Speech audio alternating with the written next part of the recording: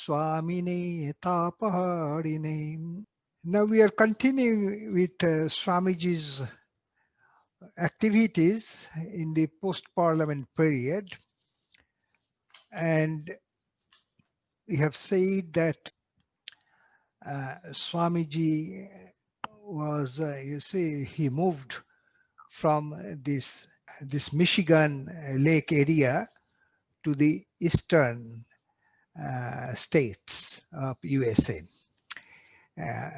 this time. That is, now before entering into this subject, I would like to give you an idea about the environment in which Swamiji was working. It was a very difficult time for Swami Vivekananda. First of all, as I have indicated that your last time, that in Detroit, the missionaries were arrayed against him, and finally they come down. But there were other troubles for Swami Vivekananda. Trouble was that missionaries are continuing to belittle or to make Swamiji's name,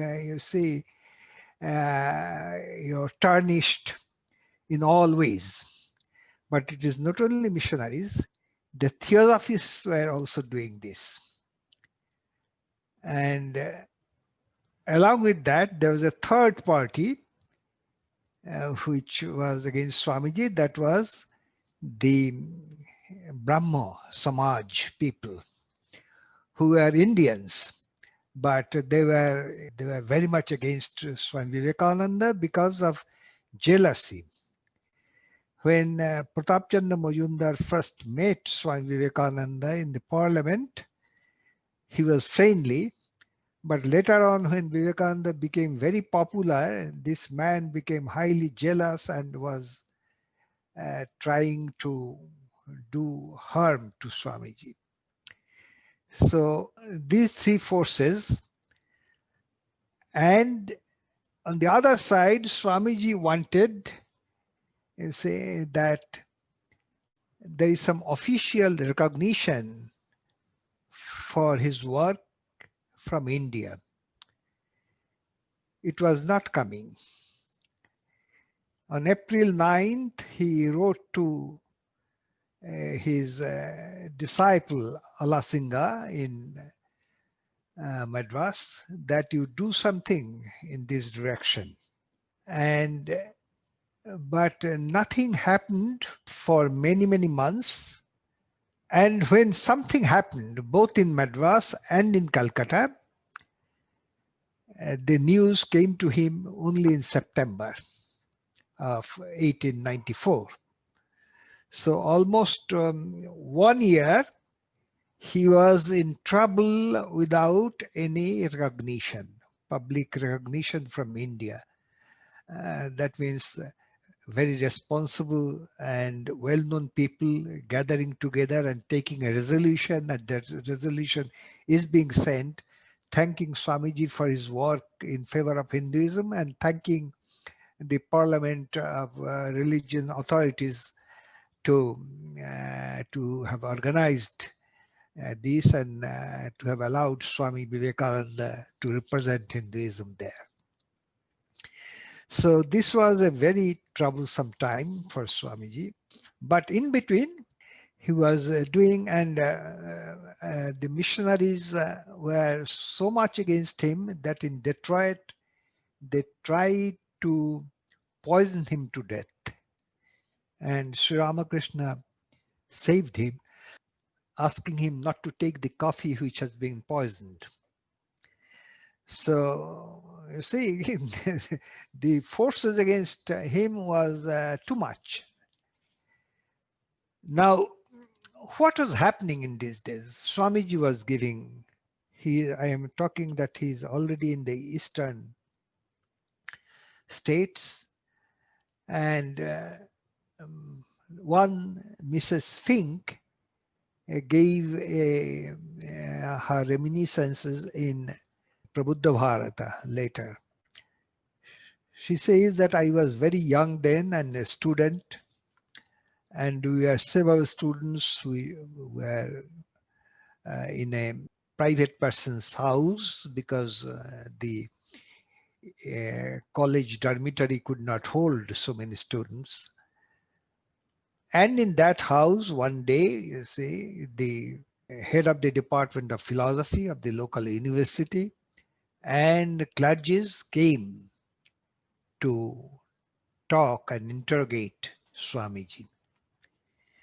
So she says that we are in one corner of the room, like mice, a few students like that.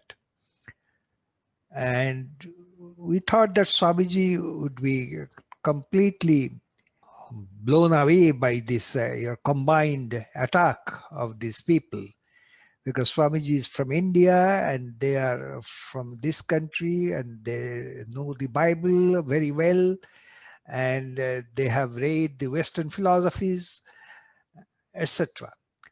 But to her amazement, she found that Swamiji was trouncing all the people around.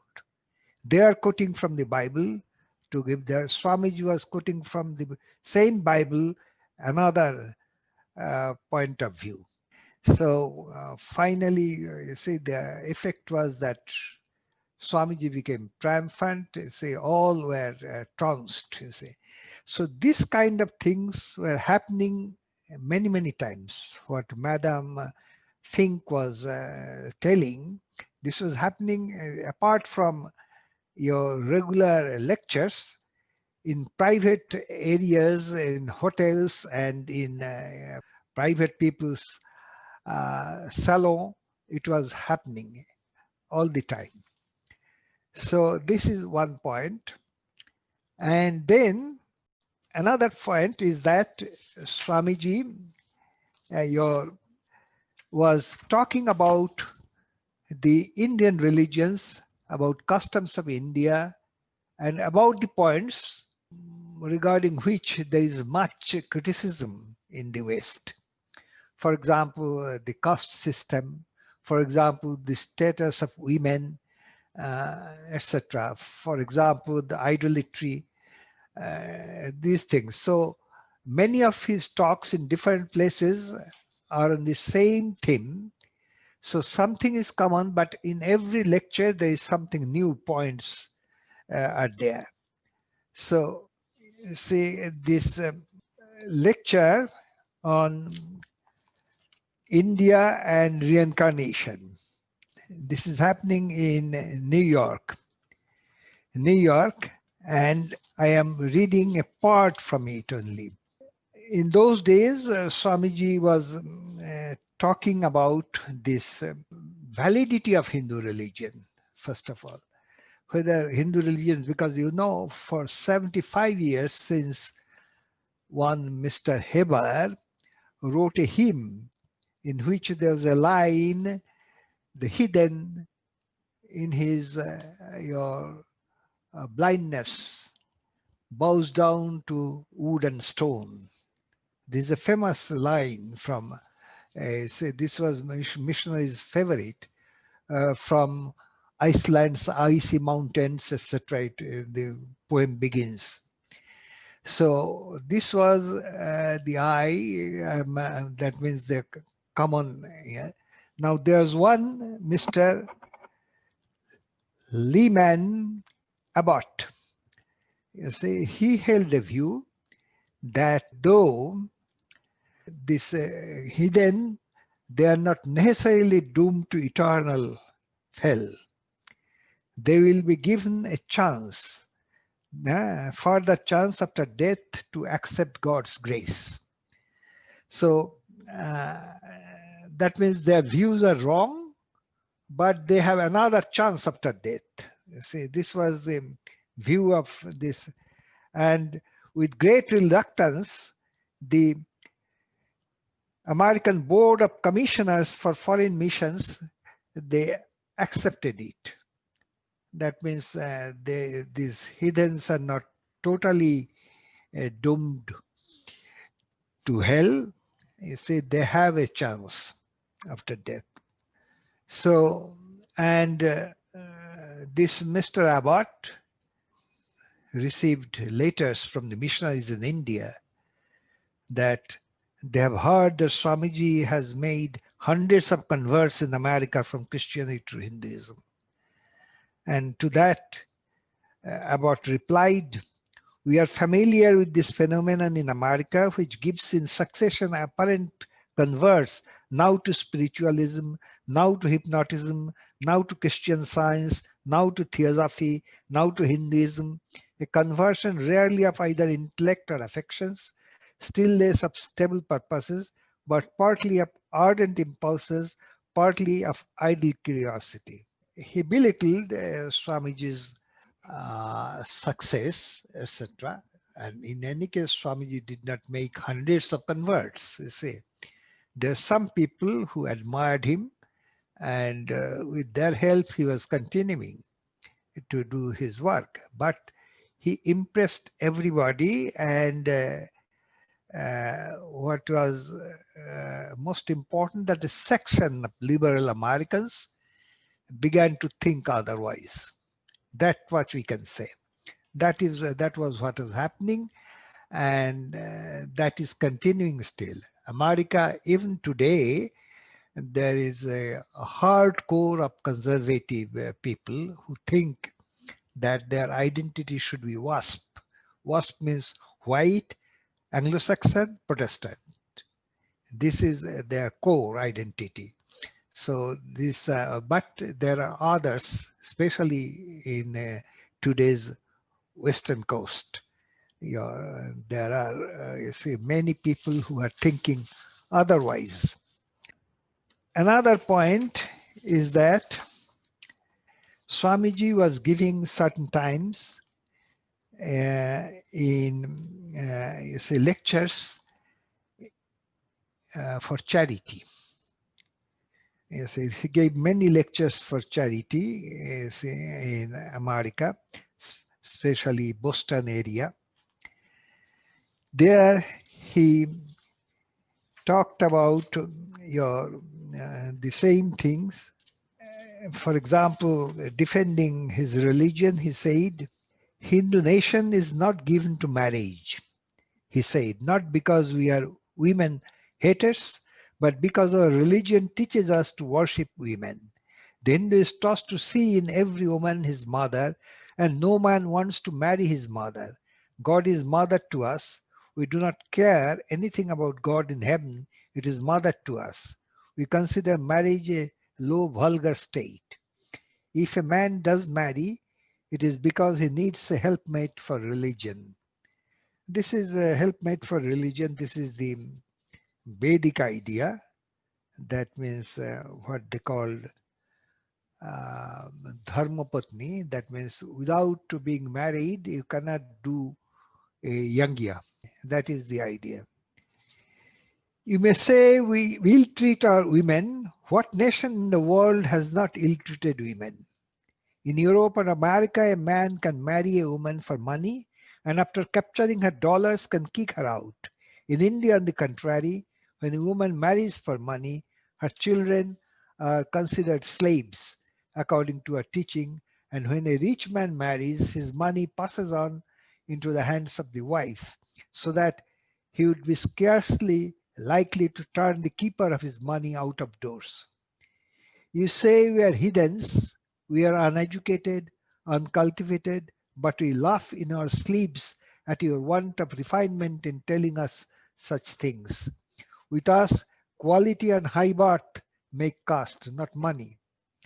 No amount of money can do anything for you in India. In caste, the poorest is as good as the richest, and that is one of the most beautiful things about it.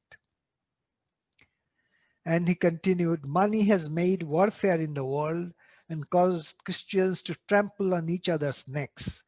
Jealousy, hatred, and avariciousness are born of money gators. Here it is all work, hustle, and bustle. Caste saves a man from all this. He is looking at caste from another angle, But Swamiji's point about caste was this: one must remember that he used not to denounce caste. He used to denounce the hierarchy of privilege in the name of caste. Caste is nothing but a division of labor. So I say he used to denounce the hierarchy of privilege, not the system of caste as such. The Brahmin is born to worship God, and the higher his caste, the greater his social restrictions are. Caste has kept us alive as a nation, and while it has many defects, it has many more advantages. Swami described the universities and colleges of India, both ancient and modern, notably the one at Benares that has 20,000 students and professors. When you judge my religion, Swamiji said, you take it that yours is perfect and mine wrong. And when you criticize the society of India, you suppose it to be uncultured just so far as it doesn't conform to your standard. That is nonsense. In reference to the matter of education, the speaker said the educated men of India become professors, while the less educated become priests. It was the India of his time. So I am giving you an idea of what was happening and how he was doing it. Now on 14th May, he talked about these manners and customs of India. And then on 16th May, he gave two lectures, one in the afternoon and another in the evening. Now, this afternoon, this evening thing, I am, you see, reading it out a little to show what kind of things he was talking about. He said, the speaker gave an account of the Mohammedans who formed, he said, 1/5 of the population. They believed in both Old and New Testaments, but Jesus Christ they regarded only as a prophet. They had no church organization, though there was reading of the Quran. The Parsis, another race, called their sacred book Zend-Avesta and believed in two warring deities. They believed that finally the good would triumph over the evil. Their moral code was summed up in the words, good thought, good words, good deeds. The Hindus looked up to the Vedas as their religious scripture. They held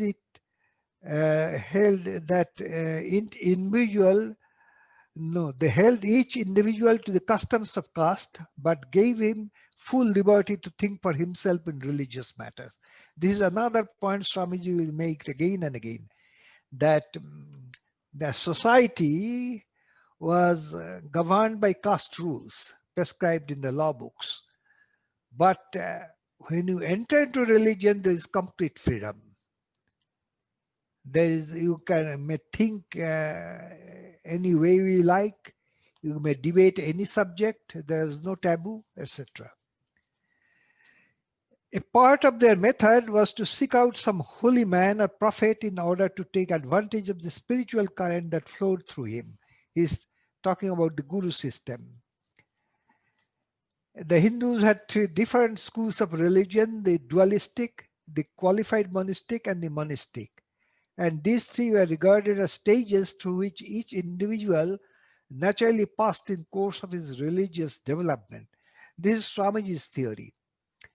And later on in India, he was talking in this vein in Madras. And the audience was full of your Pandits and Sanskritists. When he talked like this, a man rose up and said that even Shankara did not say this, that these three are the different stages in evolution. Then Swamiji replied, Shankara did not say it because it was reserved for Vivekananda to preach this truth to the world. That was his reply. Now all these three people, that means Dvaitists, Advaitists and Vishishtadvaitists. All three believed in God, but the dualistic school believed that God and man were separate entities, while the monistic declared that there was only one existence in the universe. This unitary existence being neither God nor soul, but something beyond. The lecturer quoted from the Vedas to show the character of the Hindu religion and declared to find God one must search one's own heart. Religion did not consist of pamphlets or books. It consisted of looking into the human heart and finding there the truths of God and immortality. Whomsoever I like, said the Vedas, him I create a prophet. And to be a prophet was all there was of religion. Prophet means prophet not in the Abrahamic sense. Prophet is the, Swamiji is taking this word as the translation of the word Rishi in India. You see the last line, he says, the Vedas, it is from the composition of a lady sage. Her name was Bach. This Bach, he says, Yaungang kamai tang ugrang krinomi tang brahmanam tang rishing tang sumedham. Whomsoever I want, I make him very talented. I make him Brahma, I make him a Rishi, I make him a person of great intellect, etc. This is in the Vedas. The Sukta is written by Bach, a lady sage. Swamiji was quoting that. Then near Massachusetts, there is a place called Lawrence where he spoke. He says that the striking peculiarity of the social condition of the Hindus caste, affirming that it is now as strict an institution as in the past, although even now everything goes by heredity. Mixture of castes, though not absolutely forbidden, entails disadvantage on children. The Brahmin or high caste person devotes the first part of his life to the study of the Vedas or sacred books, and the latter part to meditating on the divinity, being supposed to have overcome the human in himself and to be only a soul. That means he's talking about the 4 ashramas. Finally, a cultivated Brahmin has to become a sannyasin in the end of the life, that system. The speaker did not hesitate to criticize adversely some Western customs, especially some connected with the position of women. He affirmed that we worship women in the wife, while all women to the Hindu represents the mother element. In America, when a woman ceases to be young and beautiful, she has a hard time of it, but in India, kings must step aside for an aged woman to pass. So great is the respect in which they are held. He affirmed that some of the most beautiful portions of the Vedas, the Hindu Bible, were written by women. Considerable time was given to refuting this statement, which he characterized as untrue in regard to the cruelty practiced to widows in India. The speaker referring in the course of his remarks to the Zenana widows, who have been for some time the objective point of Christian missionaries from other countries. Marriage is an institution very safely guarded. In addition to the law that a Brahmin must not marry a relative, none are allowed to marry who are known to have such a disease as consumption or any incurable physical ill. The strict rules of caste which prevent a person from drinking from the same glass as another and other kindred relations, although not part of the religion, were excellent in their result on the physical conditions of the country, numbering 285 millions in those days, in the prevention of the spread of contagious diseases. The speaker was horrified, as he might well be, at the promiscuous water drinking seen in the railroad trains and stations in America. The guest of a house, that is the man who comes to the door, says, I am hungry, is God's own image to the Hindu and is treated with the utmost kindness and consideration.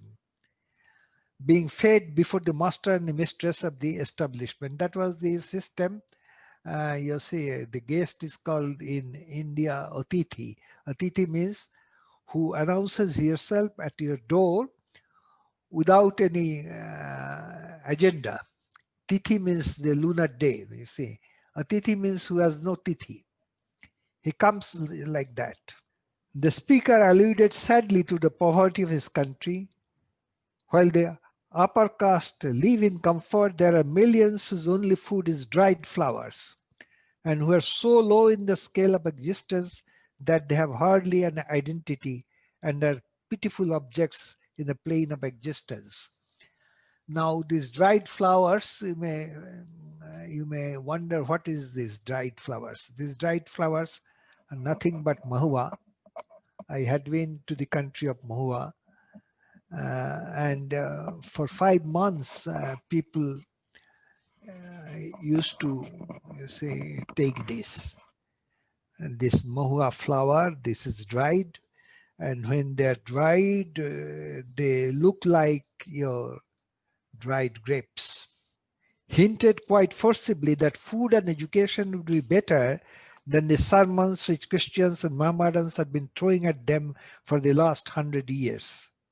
So he said that there was no flirting or coquetting between their young men and maids, and the latter did not strut forth into public places with all their finery on for the purpose of securing a husband.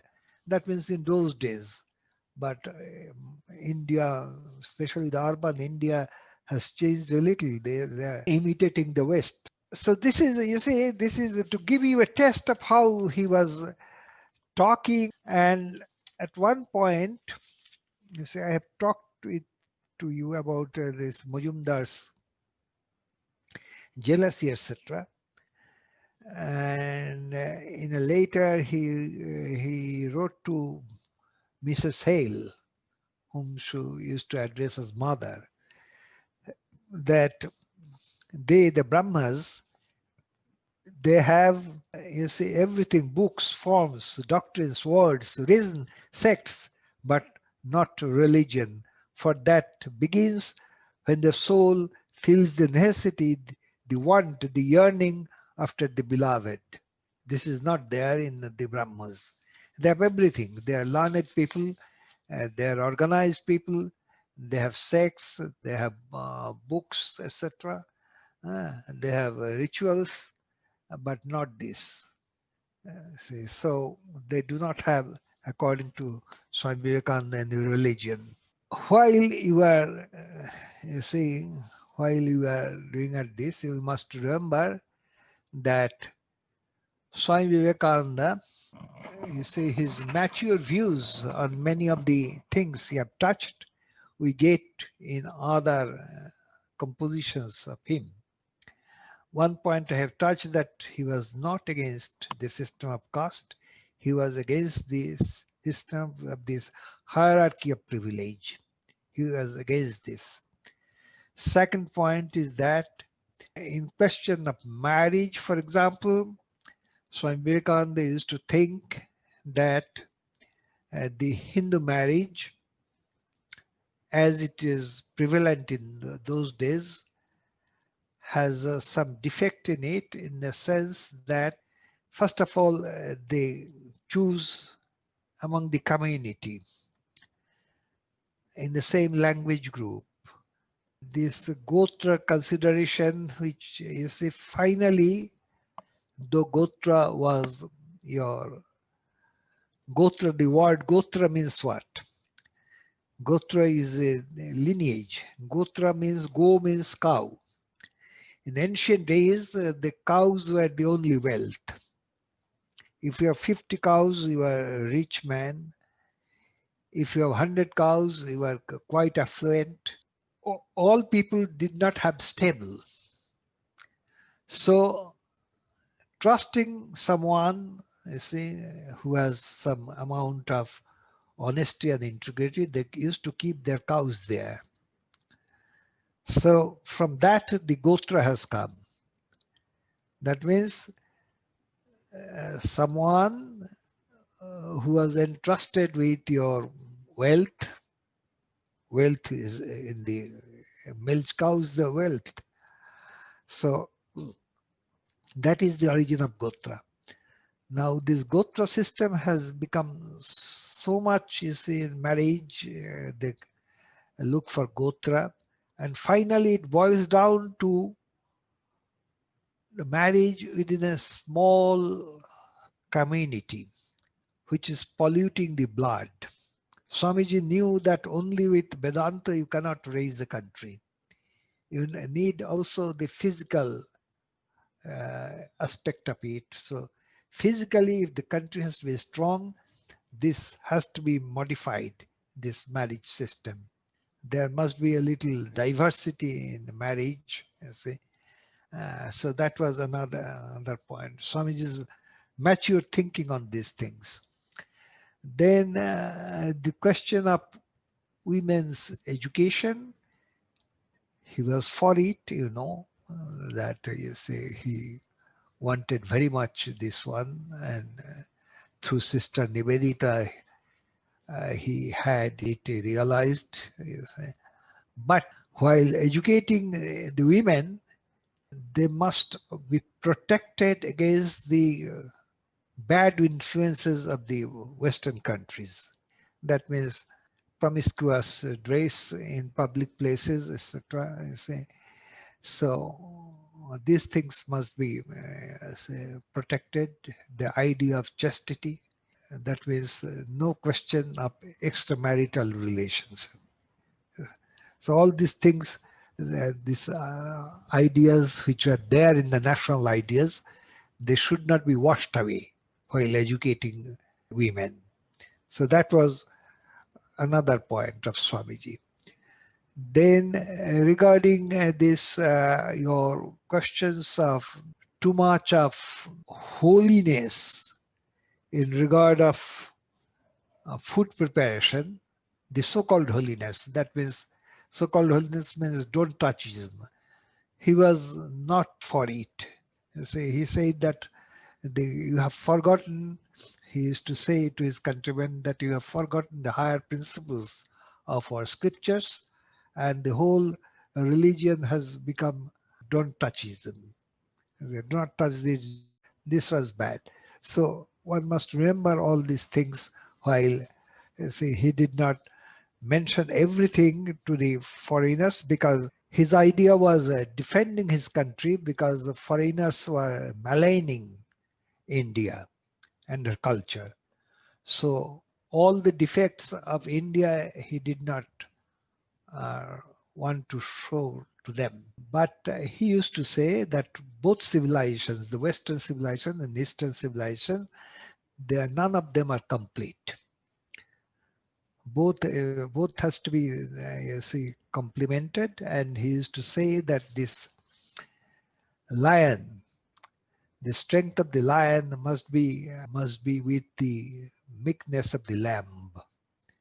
That was the Hindus' idea of non-violence, Hindus' idea of interiority, etc., must be conjugated with the power of the West, the rajas of the West, etc.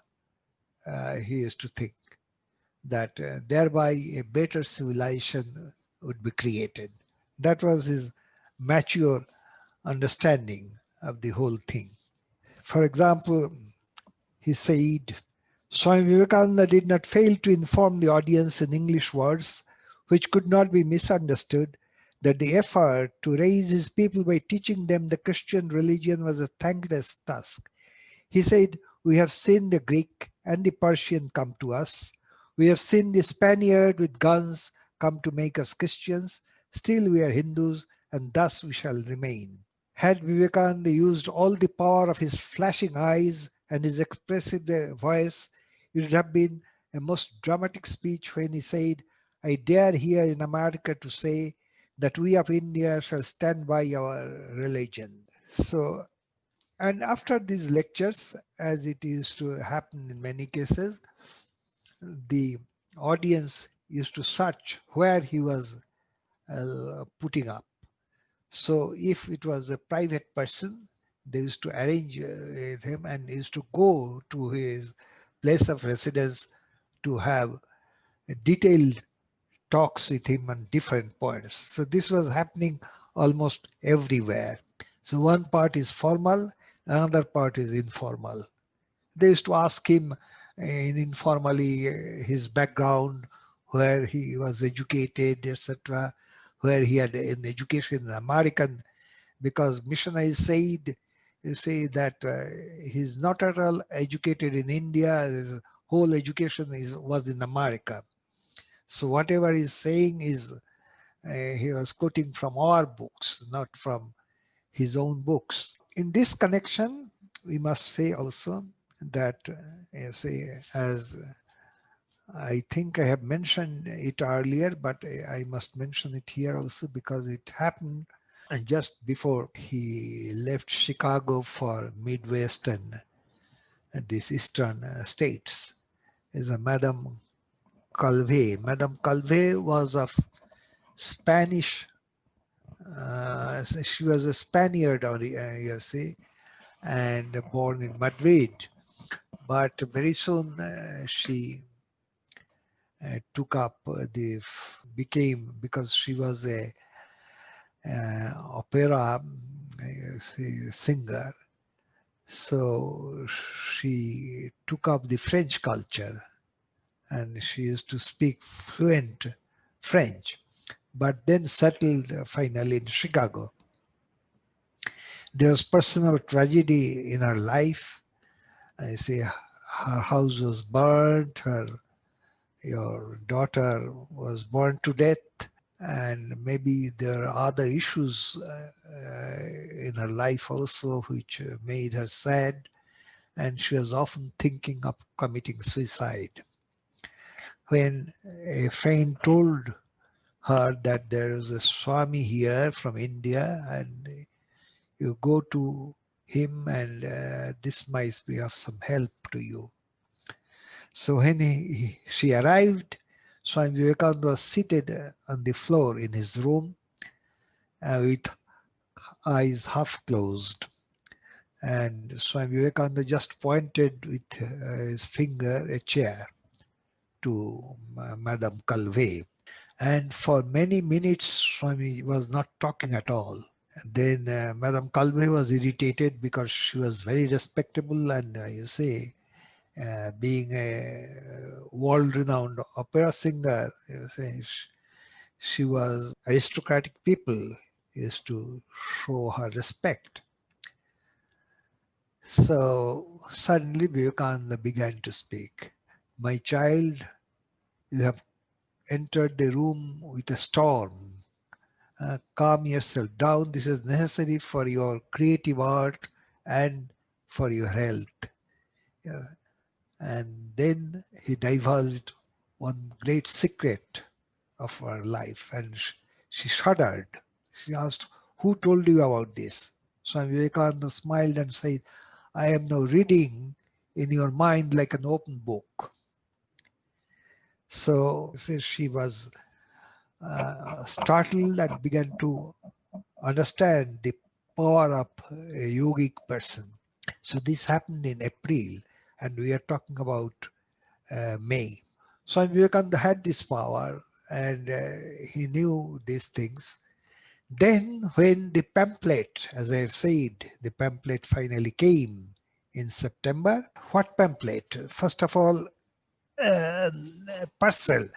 Parcel contained the resolutions taken in India, and the pamphlet, that means there are two things in it. One was an article on Sri Ramakrishna written by Pratap Chandra Majumdar in 1879 itself, and published a copy of that. And another was that this new dispensation of Keshav Chandra Sen, how they were copying things from Sri Ramakrishna's teachings. So these are the three things were received by Swami Vivekananda. So Swami Vivekananda made use of these resolutions he sent it to all your respectable people who were supporting him and guiding him, lest they should be misled by the propaganda of his adversaries. And then the second, he wanted to refute what Pratap Chandra, because Pratap Chandra was not only attacking Swami Vivekananda, he was also attacking Sri Ramakrishna. So to show what he himself has said in 1879, you see, it is those of you who have chance, you should go through these things. This 1879 article of Pratap Chandra Majumdar and Sri Ramakrishna. And the third thing, he just made it known to his intimate friends. He did not give a much publicity. So then yes, he was made say peaceful a little. You see, this anxiety, great anxiety in him, that he is being attacked and his countrymen were not doing anything, you see, in this regard. So this was settled in September. So his mind was settled, you see, and he understood that finally, you see, God has given him help in his work.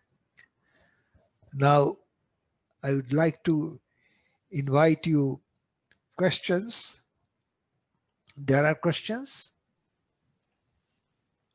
So far, no questions have come, Swamiji. Yes. So far, no question, but there's one question to me in between. You see, that was regarding this, your question of sati. Question of sati, how Swamiji was defending sati. Swamiji did not defend this sati system. Swamiji simply said, saying that the sati, that means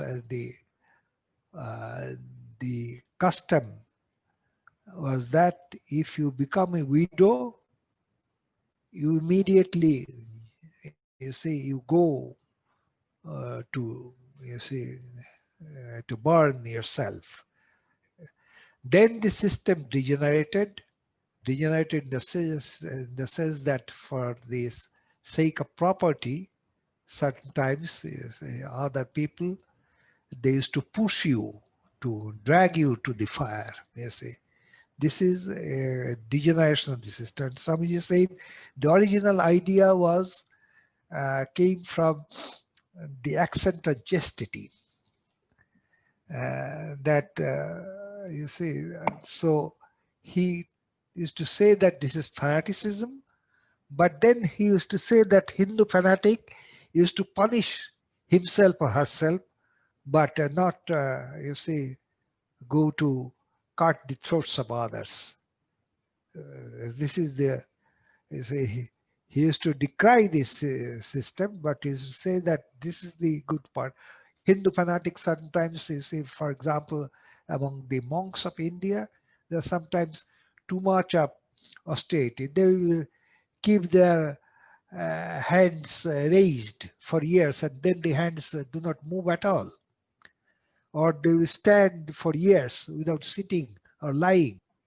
So this is your, yes, there is a question. Yes. Who is there? Swamiji, I will read out the questions which have come here. My question is with regard to Gotra. We have the custom of quoting our name and Gotra when making offerings to God in Hindu custom. What is the relevance of this practice in the context of prayers and offerings? Gotra is simply your, to show that, you say, the Gotra is your lineage. That means you are connected somehow with this great man whose name is there, because the original idea was the honesty and integrity in Gotra. You see, why this man, this Gotra, you used to keep your cows, that means not your, that means your ancestors' cows, were to be in the custody of this man. You see, so thereby it is a question of honesty, and honesty is like, you see, honesty is a mark of saintliness. So thereby you show that you are say somehow connected with a saintly person. That is the Gotra. There is another question. Yes. Swamiji, you mentioned that Swami Vivekananda had yogic powers to read minds. What is Vedanta's Yes. view of astrology? Jyotish is said to be Vedanga. Jyotisha, you see, Vedanta's idea about this, Vedanta has no great Vedantic teacher has pronounced anything on this subject. You see, you have to think of it in your own way, judgment. There are, you see, in our order, there are monks who go by these things. There are others who totally ignore these things, this astrology question. But there have been certain things. For example, I know one case. My guru himself went to the Vrigu's place in Benares. He was already a monk, and two of them were there, and they were in disguise. That did not show by their attire that they were monks. They asked this person that when this young person will get married.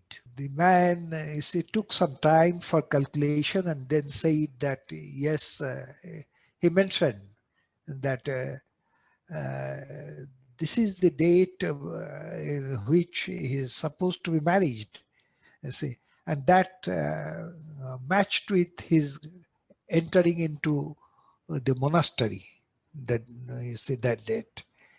So then when it was divulged to this man, he said that according to the stars it is like that, but through his willpower he has overcome this and has become a monk. See, but this is just say, I do not know anything about any Vedantic teaching regarding this astrology. There is nothing like that. But thought reading is another thing. Thought reading is something, you see, all great yogis can read the mind a little. You see. And Swami Shivananda once asked Swami Vivekananda, how could he read others' minds? Swami Vivekananda replied that it is very easy. You make your mind vacant, that means thoughtless, devoid of thought. And then you give attention to the person in front. So the thought in the mind of that person will flash to you. But this is not easy. To make your mind a vacuum, it is not easy. So one more question is there. Yes. In the present day, Indian women and all ages so much being influenced by Western culture in the way of dress code and marital separation. How to get them back their Indian roots? Yeah. What could be the measures taken? Measures taken, you cannot, you see, you cannot do anything unless the leaders of the society means who is the very influential people. If they are not mindful about these things, it is from them that things will come, the curriculum, the etc., the society, etc. See, they should, you see, what has happened, the urban India, as you see, seeing the glamour of the West, but they do not see the negative side of it. You see, they think that everything, everything which is Western is laudable and we should go in for this. This is very dangerous, and you see, it is not only happening in India, it is happening also in your much more conservative societies like the Muslim countries surrounding us. There also these things are happening, though they are the highly conservative society, that is another extreme, who are very orthodox. They are trying to control it. This is a phenomenon. You see, this is, you should see the negative things of the West also to be able to discriminate correctly what things to take and what things to reject. Next question. Swamiji, Yes. astrological charts of famous yogi are widely studied in astrology. In fact, if you don't have a certain type of chart, it is not possible to become a yogi. You see, I cannot say anything about this. You see, I cannot say anything about this because the idea is that the astrology, say for example, when Indira Gandhi in the election in which she lost, no, it was not she lost, she won. She won in 1972 and won tremendously. It was the So the one great astrologer of India predicted otherwise, predicted defeat. And when things did not match, he said that the timings of the birth, etc., has examples. It must be demonstrated. It must be, then one may have some. Otherwise, becomes a very soft science, not a very core science. You see, you must, the idea of a meal, which was assimilated by Swami Vivekananda, to accept anything as a regular science, you must study it correctly, you must examine it, scan it from all directions, and then come to a conclusion. It is coming to my mind, so I am adding to it. This I have talked about this Swamiji's trouncing of these clergies who wanted to test him, etc. Now, a similar thing is narrated by Madame Calvé in her autobiography, because Père Hyacinthe, who was a barefooted Christian monk with the power of great eloquence, etc. At the age of 40, he fell in love with an American lady and married her. And so he had to come out of this Christian monastery and became known as Mr. Loiseau Hyacinthe. And now this Mr. and Mrs. Hyacinthe and Madame Calvé, they were there in a tour from Paris to the Balkans, Athens, etc. Finally, up to Constantinople, they were there. Now, Madame Calvé says that many times there is to be discussion between Swamiji and this Hyacinthe. And when Hyacinthe was not certain about certain meetings, council meetings, etc., Swamiji used to quote, say, giving the date of these meetings and the main your resolutions taken in those meetings, Christian councils, etc. So you see, it supports what Madame Fink was saying. No more questions, Swamiji. Okay. So we go in for meditation. One subject of meditation would be this point I have not touched, but it should be touched now. See, while all these things were happening and the adversaries of Swamiji's were trying to harm him, they tried to harm him in regard of the most vital thing. Swamiji was a monk, and they were saying that Swamiji was a womanizer. He had this relationship with many women, and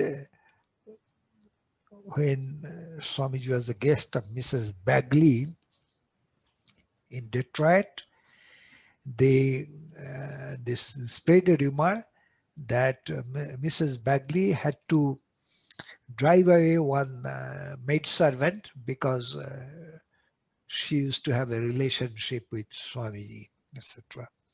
So these things, the similar things were being said by Pratap Chandra Majumdar. And Swamiji was very much, you see, sorry because of this, because if these rumors would go to India and reach the ears of his own biological mother, she would be mortified. But then happily Mrs. Bagley herself refuted publicly all these things. Now, similar things happened in the case of Buddha. If you have read the life of Buddha, his own cousin and brother-in-law, Devadatta, joined the order as a monk, and was all the time he was, you see, trying to harm Buddha. Even he tried to kill Buddha, you see. So this is one subject of meditation, how great men they are maligned and they keep on going. As they say in India, Hathi chale bazaar mein, kutta bhookha hayar. An elephant passes through an oriental bazaar and 1,000 dogs are barking at it. So this is one subject of meditation. Another subject is this Kalve question. Swamiji demonstrated this ability also in India. His power of certain times he used to hold someone's hand and used to tell what is the Ishta Devata of his or her family. So Swamiji had this power. This will be our second subject of meditation.